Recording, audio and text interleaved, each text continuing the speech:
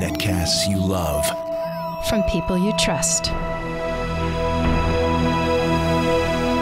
This is Twit. Bandwidth for Triangulation is brought to you by Cashfly at CACHEFLY.com. This is Triangulation, episode 357, recorded July 20th, 2018, for airing July 27th, 2018. Adam Fisher, Valley of Genius, Part 2. Triangulation is brought to you by Rocket Mortgage from Quicken Loans, introducing Rate Shield Approval. If you're in the market to buy a home, Rate Shield Approval locks up your rate for up to 90 days while you shop. It's a real game changer. Learn more and get started at rocketmortgage.com/triangulation. Hey, we're really, something happened funny back in the Triangulation Labs. You may have seen our interview with Adam Fisher. He's the author of this book, Valley of Genius. And Adam's got so many great stories about the early days and the present, frankly, of Silicon Valley. I thought maybe we should do a second episode, and we have even more about the history of Silicon Valley. Adam Fisher's stuck around, and I'm glad because there's a lot more to talk about, and we've got to get everybody to buy this book so you can unmortgage your home. That's true, actually, and it's not a lie. Buy this book. The lines, operators are standing by. The lines are open. You can buy it on Amazon. You can listen to it on audible.com. And I think you said it. I think you said it just right earlier that there is a whoa on every page. That's how good this book is. We were going through the list of people, and it's in the back of the book of the people you interviewed. How many people did you interview for this? 200 and change. And for hours at a time. How did you pick them? Well, I picked the kind of magic moments, the foundings of all the companies you would expect, and then some more that you might not expect. General Magic, maybe Napster, and then some non-company moments like the first hackers conference or, the SRL kind of debacle where they almost brought down the freeway in San Francisco. And I worked backwards from there. You even have tweets from the president in here. Yes, I quote Donald Trump. I do, at the end of the Twitter chapter. Yeah. And you also quote, and I love it, Nick Bilton, who, of course, we know and love, and he's now at Vanity Fair, and he wrote the book on Twitter, the amazing book on Twitter, which you give him good credit for. Yeah. He says, I think we'll look back at Twitter in 10, 20, 30 years in the same way we look back at the well today. We talked about the well in our first episode, and say, well, that didn't work out so well, did it? Oh, my God. So much fun.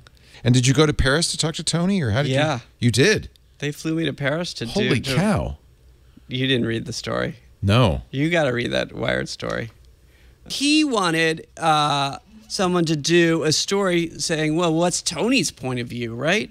So Tony, I had interviewed him a couple times for this book, and his PR person was like, you should do the story because you understand the real Tony, because Tony, invented the iPod and was instrumental in the iPhone. He's great in that General Magic documentary because he was just a kid from Michigan who said, I've got to work with Andy and Bill, I got to.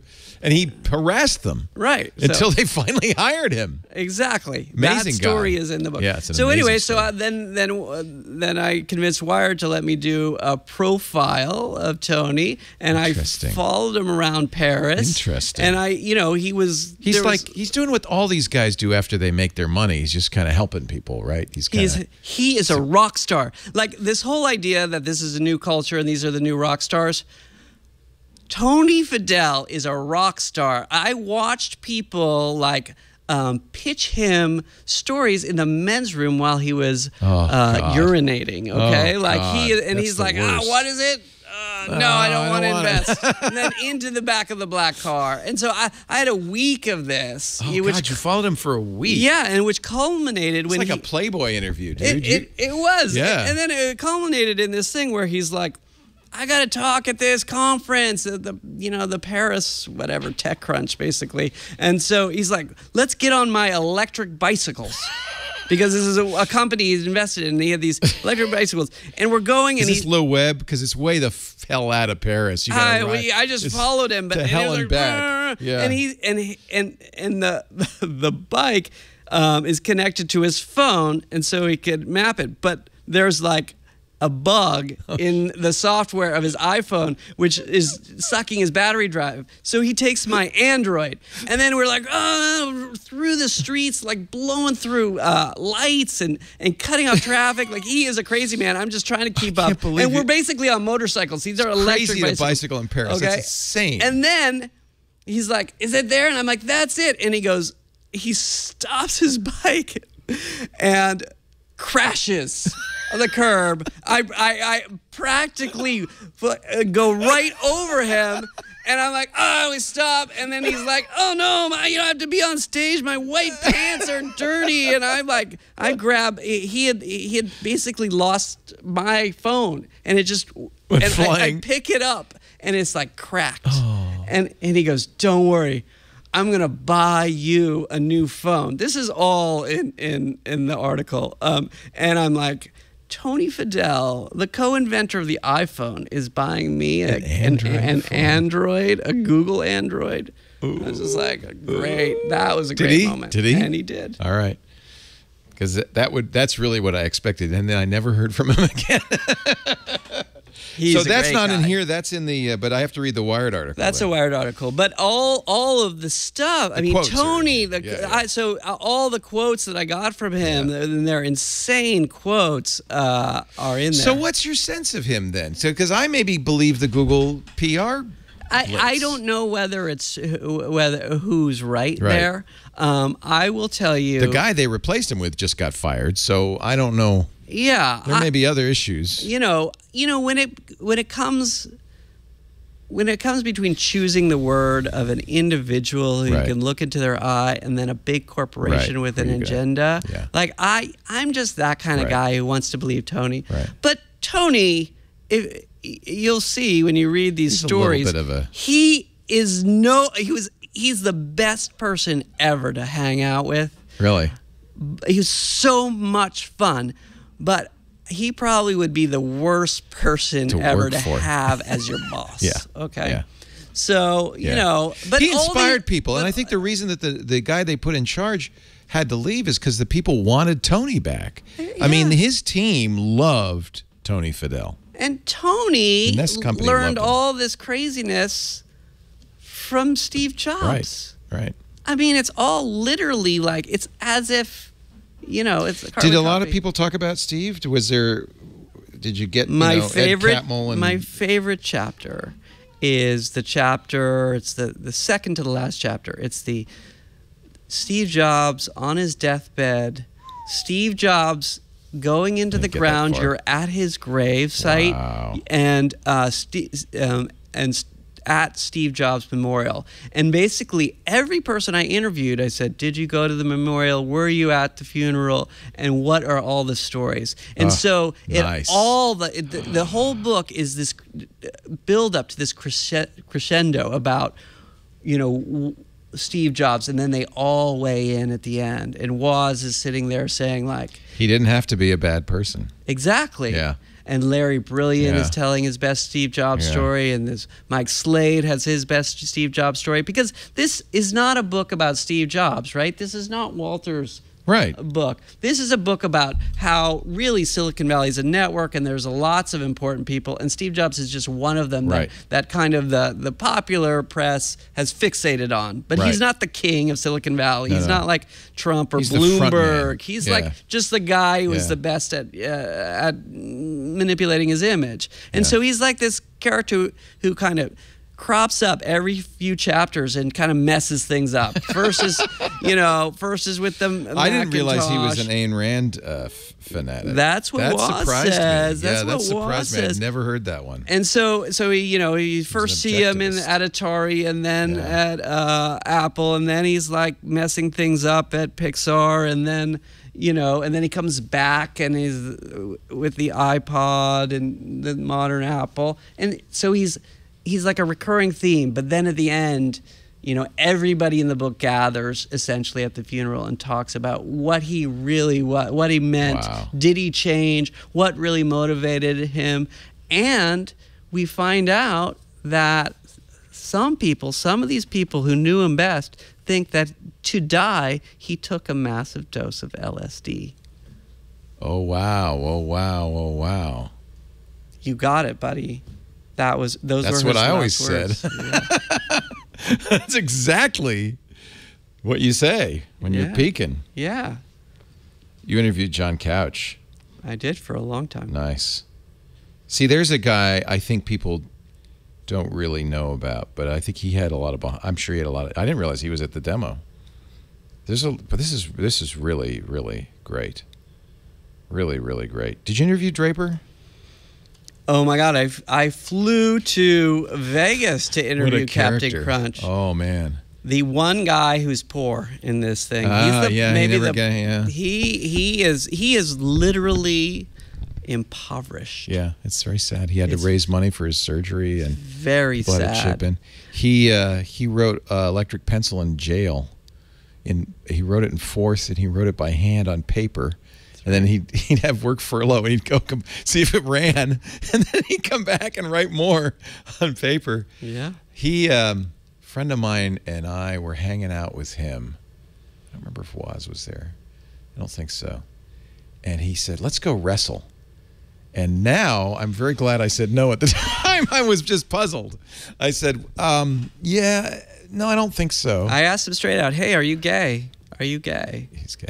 And he never admitted it. He wouldn't admit it. But every person who knew him says, "Oh, well, you got to know he wants to wrestle. He always wants to wrestle. He's super gay." Yeah. So. Well, but that's sad. I mean, that's a tragedy because he's from an era where you can't talk. He really is a tragic. He is a broken man and a tragic. On his own making. Well, yes. Maybe all of it. I think maybe all of it. I remember he was so against smoking. He would go ballistic. If he smelled cigarette smoke, he would go like bat crazy. It was like, oh, okay. I went out to dinner with him in Vegas. He went bat crazy that they didn't seat him within 30 seconds of getting to the restaurant. So that's what I'm saying. It was a little bit of his own making. Well, I mean. A wonderful guy. You loved the guy. Woz loved him. Well, it was Woz's hero. Yeah. And the guy who showed, who inspired Woz to make the what's it, the blue box? Yeah. Yeah, the blue box. Blue boxes, and then, so Woz made the first digital blue box. And what I have from Draper is it didn't work very well because it was digital, not like my beautiful analog design. Analog. And it got people in jail all the time. He accuses Woz of putting people. Because Jobs and Woz went around in colleges and they would sell these boxes to college kids so they could make long distance calls back home. And then they got held up. They got at gunpoint. Oh, that's right. I forgot about that. Yeah, that story's in there. And then they're like, maybe not. And then the next time Woz made something interesting was the Apple I, and Jobs kind of came sniffing around and smelled money and was like, I can make a business out of this. And that was his line. Woz says that every time I do something, Jobs would say, I can make a business out of that. You know what? Woz was kind of sort of turning. You're right, come to think of it. I didn't realize he didn't go to the memorial. Was that the Apple Campus Memorial, or there was the private memorial? The one at Stanford. So there are three. There was the private funeral with a dozen people there. That is reported out. You are there, and in this book with the people talking about what happened there. That was intense. Yeah. And then there was the Stanford Memorial, which was heads of state. Celebrities and all the movers and shakers in the valley, and you are there. That actually has never been reported out in a story anywhere, so that's the first time you can read about it. And then there's the Apple Campus thing, which I didn't bother to do because it was. We all watched it. Yeah, we all watched it. I spent a weekend with Jobs and Lorene and Lisa. Really? In 90, I want to say 93 or 94. He wasn't at Apple. He was at Next. But he was, we we were at we were up in, it was called Wintoon, which is the Hearst Corporation retreat up in McLeod, up in Northern California. It was Jobs, Jerry Harrison from the Talking Dead. It was a bunch of people, and Will Hearst put it together. And we had just had our daughter, Abby. She was like a year and a half. That's how I know the date. It was a 4th of July weekend, and Reed had just been born. Steve's kid had just been born. I remember reading like Dr. Seuss to Reed, and it was really cute. And playing volleyball with Steve. But even then, even though he wasn't an Apple, man, he was an arrogant son of a gun. He was. All his best archival interviews are from that time. Yeah. Because he was a little more accessible, and he would actually say things. He was outspoken. Yeah. I remember him saying, we had a 10-year lead on Microsoft, and we blew it. He said, when Windows 3.1 came out, it was over. Apple should have won that one, but 95 or whatever it was, it would be 94. We blew it. He was really outspoken, but he was bitter, Steve. I always took it, well, he's a little bitter. He just got fired. But he was very interesting. He's a fascinating character. Yeah. And I loved Lorene. She was a sweetheart. And it was interesting that they were all together with Lisa, which was very interesting. Must have been hard for her. Yeah. I don't know. I don't think it was. No? I think Lorene is pretty enlightened. She's a high spirit. I don't know what she's like now, but and I think they were all trying to be a family. Well, what do you think about Steve's journey? I mean, it's just a documented fact that he was kind of I love that idea that he committed suicide with a massive dose of LSD. Well, you can't actually who said that? I can't. That's an off the record one. But then I went. It kind of makes sense. Yeah. Well, he was on death's door. He chose to die. He chose to die.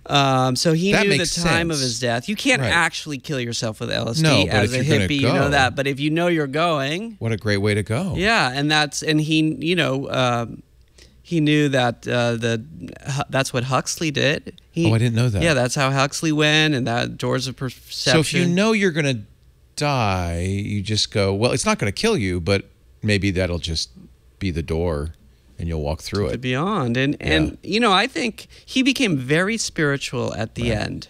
Yeah. And returned to that kind of what else are you going to do? You're facing death. I mean, this is a normal thing. Nothing matters. Right? All that stuff you did doesn't matter anymore. Exactly. So he returned to that kind of enlightenment trip that he was on as a young man at the very end. And so that arc is very clearly drawn in this book. I love the stories about Barefoot Steve. Yeah. That was really great and stuff. It all comes back at the end because there he is again, just like a 19-year-old, guru. And and the question really that I asked everybody, including Brilliant, is like, do you think that he, was enlightened? Did you really think, because Brilliant and all his contemporaries, and he counts Steve among them, believes that Neem Karoli Baba, the guru that Ram Dass wrote about, was not just enlightened, but had Jesus Christ-like powers, like could read your mind, maybe could do some simple teleportation. Like they believed that this guy was the Godchild. Right. And the way Brilliant tells the story is that Steve believed too.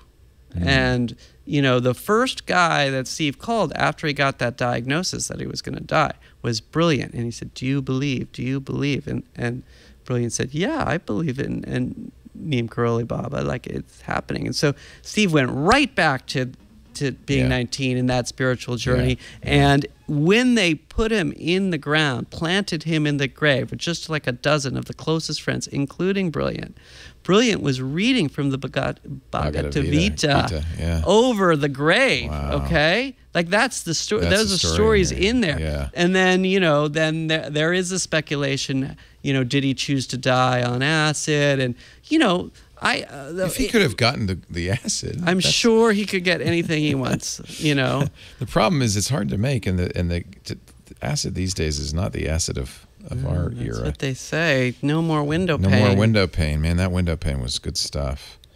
But I bet you Steve knew somebody who could make it. I bet he knew somebody who knew somebody. You know, I mean, come on. Pharmaceutical. Interesting. Yeah, you know what? I never thought about that, but that is exactly what I would do. You and me both, really interesting. Leo. No, because you do. I mean, whether you're going somewhere or not, you kind of want to at least keep a hope alive. The quotes in here are from the funeral. I'm just looking at these; are really good, and it does show that there was something about Steve that really did something to people. There was something magical. Yeah, there. I never got to meet the guy, but it's clear that I didn't see any of the magic. Although I played volleyball with him, and he hated me because I wasn't very good. He was very competitive. He said, "Come on." I was on his team. Come on, Leo, get your head in the game. So I've been yelled at by Steve too. So there you go. I would have, had I thought about it, I would have tried to talk to him about that stuff. Yeah. I don't know if he would have been open to that or not. Very good, very, very, very good stuff. The Endless Frontier is fun too because I should have mentioned that, but just what people think is going to happen is very interesting. Scott Hassan is just. What does he say? Oh, we're going to Mars tomorrow, and wouldn't it be, I mean, can you imagine that Mars as a real estate play?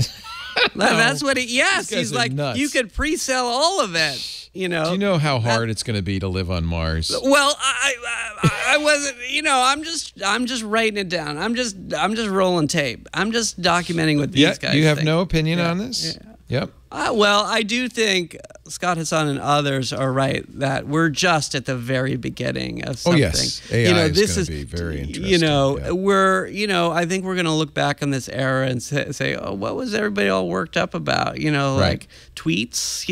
Right. That's not it. They couldn't figure out how to deal with bullies. I want to be at this cocktail party with Kevin Kelly, Scott Hassan, Nolan Bushnell, Wozniak, Jim Clark, and Jaron Lanier. I want to be at that cocktail party. Yeah, so that's all the man.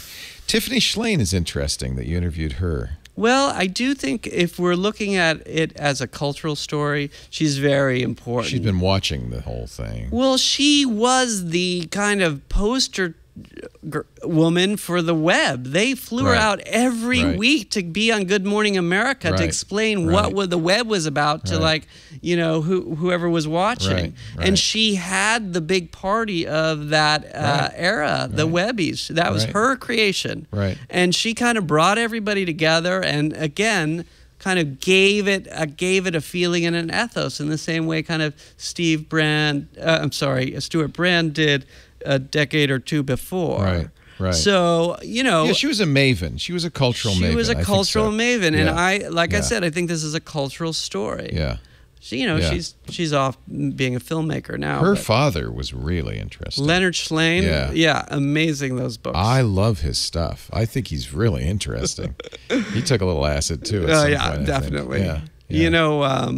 Tiffany just got a book contract. Oh, really? Yeah. You should have her on. Yeah, her father was one of the most interesting. Did you interview Moby? I did. How cool is that? Yeah. And he's in the Napster chapter. I needed a musician, sure. I needed a musician who to tell me what it meant from their point of view. And he was just like, he was very pro Napster. I think I've seen the quotes, which must be from this or your Wired stories. Yeah. Yeah. I've seen the quotes, and he liked it. He liked it. He thought it was great. He thought it was the new radio. Right. He was. That's right. Yeah. Yeah, and he was very supportive. So, I want to complicate these narratives that Napster is all bad and they were trying to take down the music industry. It's not actually true when you go. It's the real problem with history. I'm glad you didn't, because it tends to be, it solidifies. It gets, it petrifies. Those stories become truth after a while, and it isn't. It's much more nuanced than that. So I'm glad that you did that. It's much more interesting, and in that case, it's like the history was written by the winners, and the winner was Hollywood, and they just, it's just not how it happened. Like the facts are different. No, no, and I remember there was a guy I worked with. He was like 16. He wrote game reviews. He was a little kid. He wrote game reviews in the newspaper. He said all the kids. He was in college by then. All the kids are doing this thing called MP3s. It's the latest thing. We've got servers running, and So tell me about this MP3 thing. I vividly remember this was like 94 because we were doing the site for MSNBC at the time, and it was, I think I was the first person to tell the world about MP3s. Wow. Yeah, that was pretty cool. We're having fun talking. We're having so much fun talking with Adam, and I want to keep him around a little bit longer. Adam Fisher, our guest, the book Valley of Genius, The Uncensored History of Silicon Valley. Our show today brought to you by Rocket Mortgage. This is a great time, a grand time to buy a new home. Actually, it's not. It isn't, because interest rates are starting to go up. But I've got a solution for you. Buying a house, it's important. It's a big deal. When it comes time to buy a home, and you really should buy a home, it's a wonderful thing to have your own house. You're going to probably get a loan. But here's why it's anxious-making. Because as you're looking for the house, the clock is ticking. The rates have been going up. You notice that? And as the clock ticks and the rates go up, you're going every minute, every day, every week that you're looking, that house is going to cost you more. I got a solution. Rocket Mortgage, of course. We've talked about them before, the entirely online mortgage approval process. Quicken Loans created. Dan Gilbert and his team are technologists, first and foremost. They love it, and they really wanted to make an easy way, a modern way for you to apply for a home loan. And now they have this thing they call the power buying process. I love this. This is at rocketmortgage.com/triangulation. When you apply for a loan, we've mentioned this before, how it works. They verify your income, assets, and credit. They do it automatically. You don't have to go to the attic to get paperwork or anything. They'll do it fast, less than 24 hours. You will then get verified approval, which is really a great thing to have in hand when you're looking at homes, because from the point of view of the buyer, you're like the seller, you're like a cash buyer. The seller looks at you like, well, they're good for it. We don't have to worry. No, there's no contingencies on them getting the loan. They got the money. But the next part is really where the anxiety just floats away. Once you're verified, you qualify for Rocket Mortgage's all-new exclusive, they call it Rate Shield approval. They lock your rate up. They give you 90 days to buy the house. That rate will not go up. Even if rates everywhere else go up, your rate is locked in. You have 3 whole months to look for a house. If the rates go down, don't worry. They'll lower your rate, but they can't go up. Either way, you win. It's exactly what you expect from the best mortgage lender in the country. RocketMortgage.com/triangulation. RocketMortgage.com/triangulation. Go there now, get it set up, get ready. That way, when you find that home of your dreams, or you start looking seriously in earnest, you'll be ready. Rate Shield approval is only valid on certain 30-year purchase transactions. Additional conditions or exclusions may apply based on Quicken Loans data in comparison to public data records. Equal housing lender, licensed in all 50 states, NMLSconsumeraccess.org, number 3030. That's rocketmortgage.com/triangulation. And we thank Rocket Mortgage by Quicken Loans for making this show possible. I'm thrilled because we get a chance to spend some more time with Adam Fisher. His book is out now. You got to read it. If you're at all interested in how we got here, in what happened, and there's some really interesting chapters, in particular the last chapter, where you get many of the people that you talk to in the beginning of the book to talk about what the future is going to be like. That is by itself an eye-opener. You call it the endless frontier. And you mentioned before that you thought Scott Hassan was somebody very... Who is Scott Hassan? So Scott Hassan is kind of the breakthrough interview for my kind of paleo Google chapter, Google at Stanford, right? Before they even incorporated. And he is the unacknowledged or barely acknowledged third founder of Google. Wait a minute. Yes. Who ever heard of him? You got Larry, you got Sergey, and you got Scott? Yes. So what you got are these PhD this students. Poor guy. Yeah. Yeah. Okay. So he was a doctorate student along with Larry? No, he's like a worker. Oh. He was just a programmer that the CS department hired to so that their doctorate students could do a big thinker. Big thinking. But someone needed to write the code. Someone needed to write the code. Hassan did the code? And so Hassan, so the first thing is Page is like, okay, I got an, This PageRank. I'm going to call it PageRank. No. It was before that. So Page is like, okay, I got a great idea. The internet is interesting because it's going to get me a PhD. Okay. I'm going to study the internet and get a PhD. So what do you have to do first? You have to download the internet. So what do? You write a crawler and you start downloading the internet. So Page wrote it. and it was downloading the internet slower than the internet was expanding. You couldn't keep up. It would never. It's like it would painting the never Golden work. Gate Bridge. It never worked. And Scott Hassan, who was like palling around with Sergey, you know, lock picking and breaking into things, looked at this and was just like, "This is dope. He can't even code." So as like an exploit, as like a joke, he breaks in to Larry's office and one weekend throws away the web crawler code and just trashes it and rewrites the whole thing. And then so when Larry shows up on Monday, like his code, which is now Scott Hassan's code, his crawler is running something like 10,000 times faster. Oh. And so the whole interweb gets downloaded, and Larry gets to and Sergey get to do some crazy math, and they develop PageRank, and because what they wanted to do was see what the backlinks were. Right. They wanted to surf the web backwards. That's right. And so Hassan explains all this, and then they're like, well, what can we do when we have this, look at the backlinks? And then they're like, oh, we can see who's pointing at whom, and then we can make that into PageRank. And so they solve this big equation for the entire web, and it ranks everything in order. So if you search for Stanford, it comes up Stanford. Right. And they're like, oh, that'll get us our PhD. And, That's all they cared about. And Scott Hassan said, no, we got to make a search engine. They were like, no.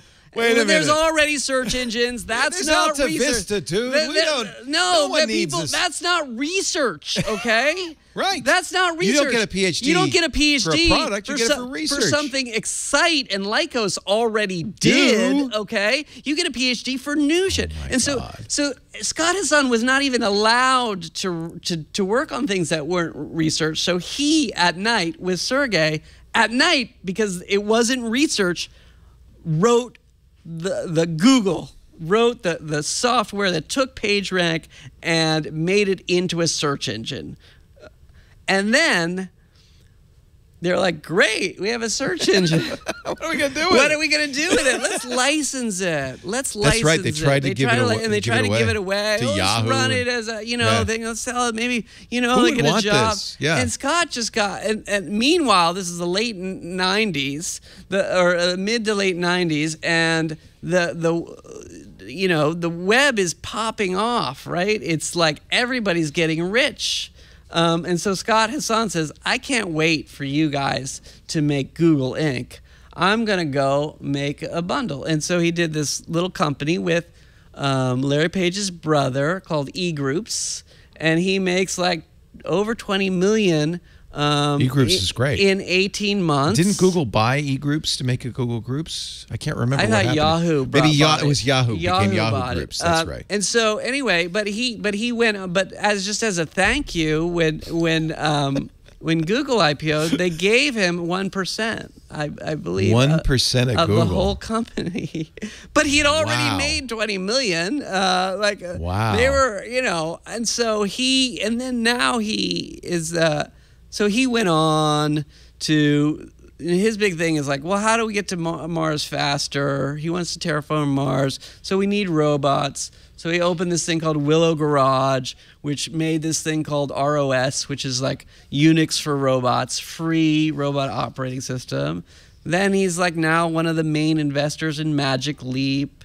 Oh, is he? Yeah, he's like one of the main money. He says in this chapter, I try not to predict the future very much. One thing I know for certain, in the future, there are going to be more computers. They're going to be faster. They're going to do more things. They're going to do everything. I don't think anything is safe. Nothing. Yeah. And he says, don't compete with a computer on doing something, because if you don't lose today, you'll lose tomorrow. So what are we to do as flesh-filled bags of water? He was like, Adam, why are you writing a book? I'm like, well, because that's what I do. He's like, no one's going to have books in 5 years. Oh, my God. And I'm like, what are you talking about? No, we'll all put on these glasses and we'll just read on our hands. He's a big believer in mixed reality. He says, and I agree with him, VR is not good because it blocks your field of vision. Yeah. You talk about that in the book. You also talk to Paul Buchheit, who I love. He's one of the early Googlers. He's the guy who came up with Don't Be Evil. That's right. Yeah. Paul's a great guy. He did...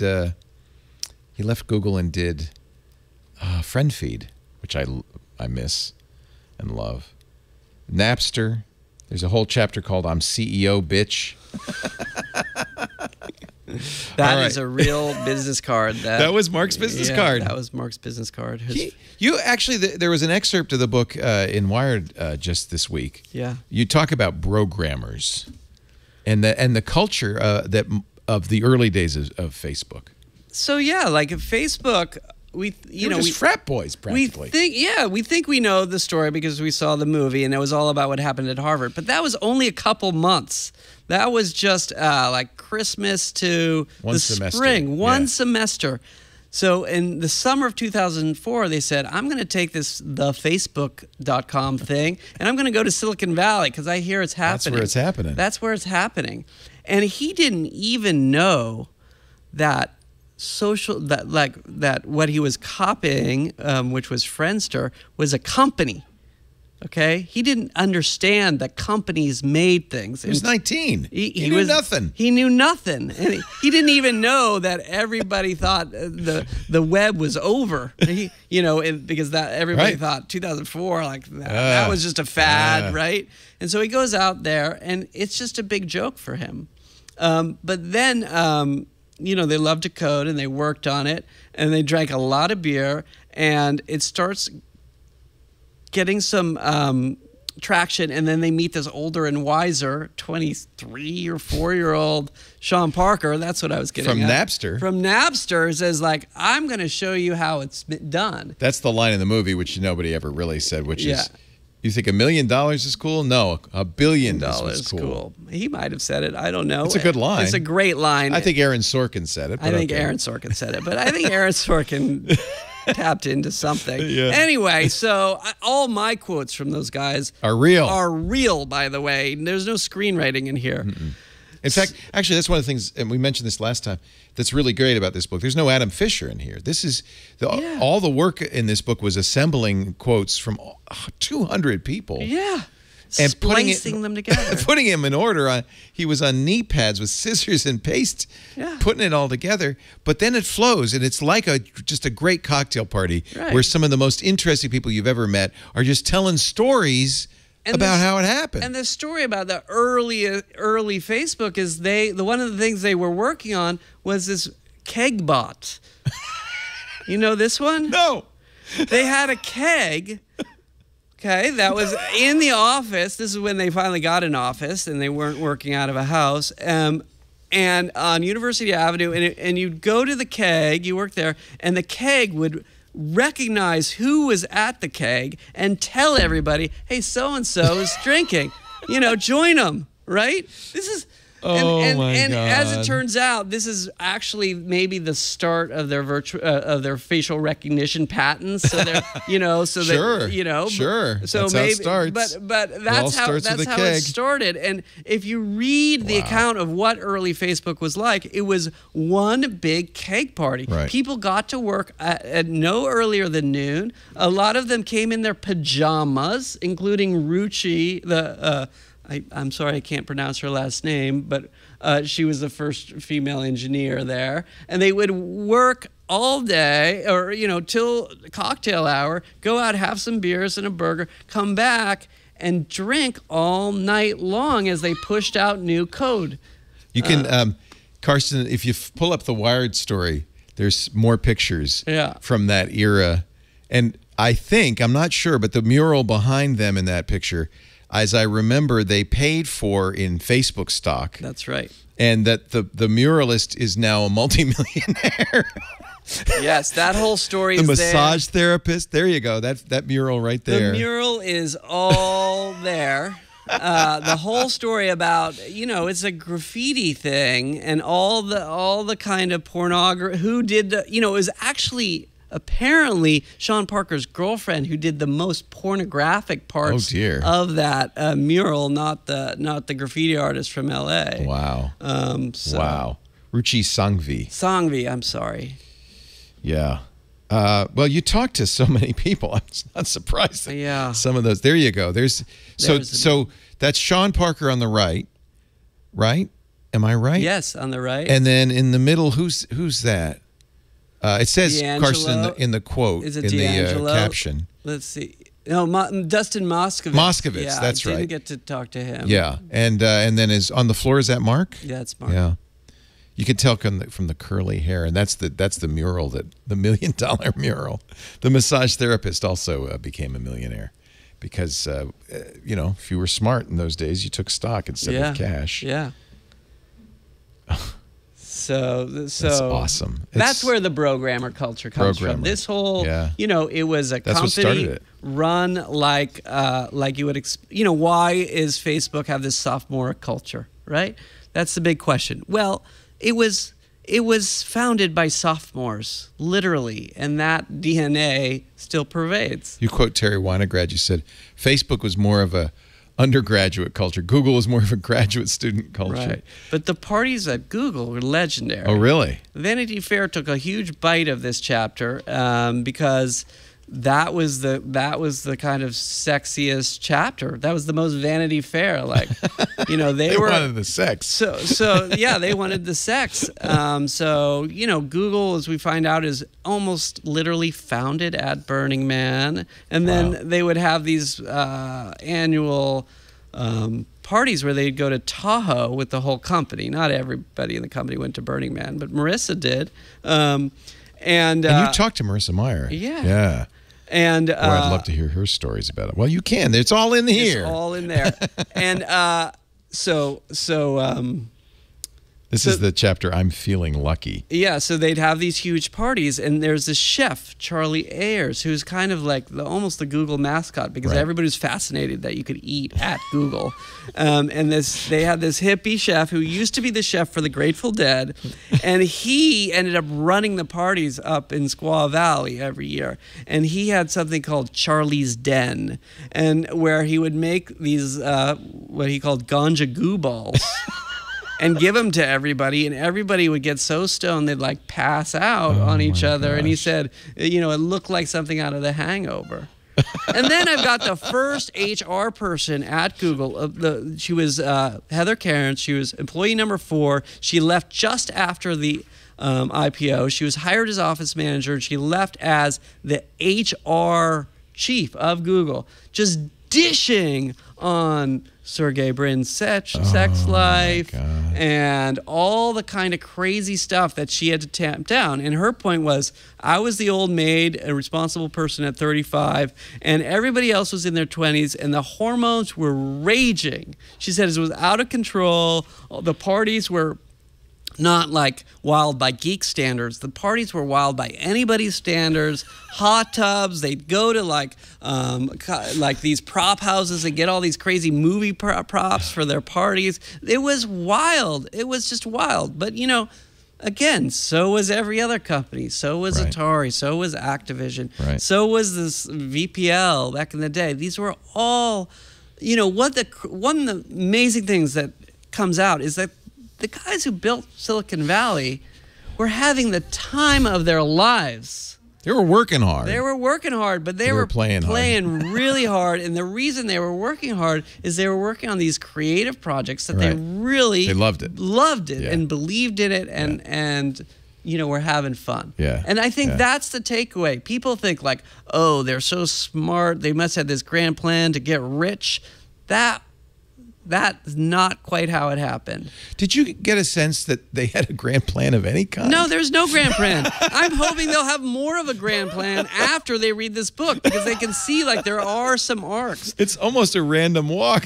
It's almost a random walk. And like I said, maybe they could stop running into the same, tiger trap if they had a little historical perspective. And that's why I hope this book, it's really kind of, this book is about the future in a way. Like, not only how we got here, but now where do we go? And I think the answer is, well, we've got to get back some of the those kind of values that kind of made Silicon Valley great, and they're kind of being covered up by this money culture, and rediscover them and be re-inspired by them as we go forward. I like it. I'd love to see that. I'd love to see it too. Yeah. The book is Valley of Genius, the uncensored history of Silicon Valley as told by the hackers, the founders, and the freaks who made it boom. And it is an arc.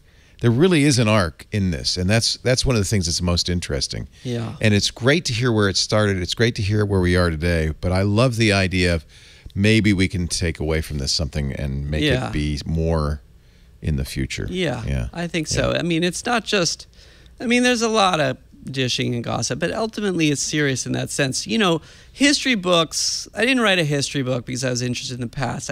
I wrote it because I'm interested in the future, right? Every good history, every history worth reading is really kind of about the present. Like, what lessons can we learn from the past that we can apply to the future? And this book is no different. That was my aim, at least. You know, sometimes you read these oral histories and it's just like a bunch of random anecdotes. Yeah. But this one I put, you know, the kind of work into it, a couple extra years to try to give it that arc and give it that momentum, and so people can see for themselves, you know, that vector of history. It works, and honestly, as a reader, you feel like Adam's taking you on a journey, and it's a journey I really enjoyed. Thank you for joining us, Adam. I really appreciate it. We'll do Triangulation on Friday afternoons, about 3 p.m. Pacific, 6 p.m. Eastern, 2200 UTC. You can tune in live, twit.tv/live, watch our live stream. If you do that, join us in the chat room. You're the third side of the triangle, my guest, me, and you. And you're very important, so your feedback, your thoughts, irc.twit.tv. Now, if you can't be here live, don't worry, because we make everything we do on demand available for download. Listen anywhere, anytime. You'll find it on the website, twit.tv/TRI. You'll also find it in your favorite podcast application. Just subscribe. That way you can download it. It'll actually automatically download if you subscribe and be there when you need it. When you need it the most, you can get some inspiration from Triangulation. You can even get your smart assistant to play the show. Just say, "Hey, smart assistant, listen to Triangulation," or listen to the Triangulation podcast, or sometimes if you're on an Echo, listen to the Triangulation podcast on TuneIn. Figure out the syntax, and then whatever you're doing, you're chopping some onions, you're making dinner, you could say, "Hey, Google thing, listen to the Triangulation podcast," and then you just think of all the fun things you learn. Thanks for joining us. Go out and get this book, Valley of Genius. We'll see you next time on Triangulation.